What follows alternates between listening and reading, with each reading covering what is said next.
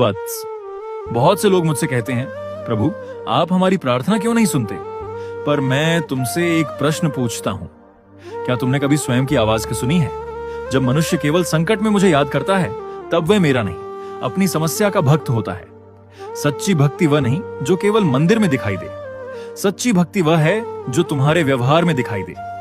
यदि तुम्हारे शब्द किसी टूटे हुए मन को हिम्मत दें, तो वही मेरी पूजा है।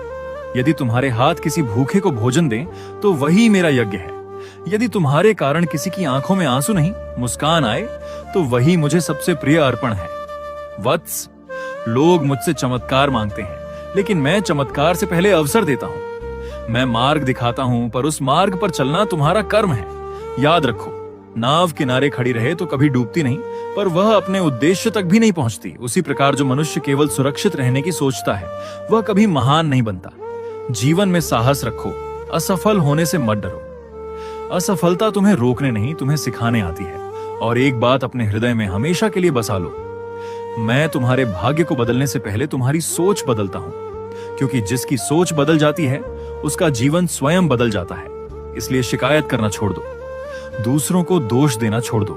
हर सुबह उठकर अपने आप से कहना, आज मैं सत्य बोलूंगा, ईमानदारी से कर्म करूंगा और किसी का बुरा नहीं करूंगा।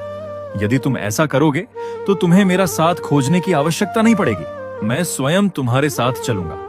अब उठो वत्स, अपने जीवन को ऐसा बना दो कि तुम्हारे कर्म ही तुम्हारी सबसे बड़ी प्रार्थना बन जाए। वही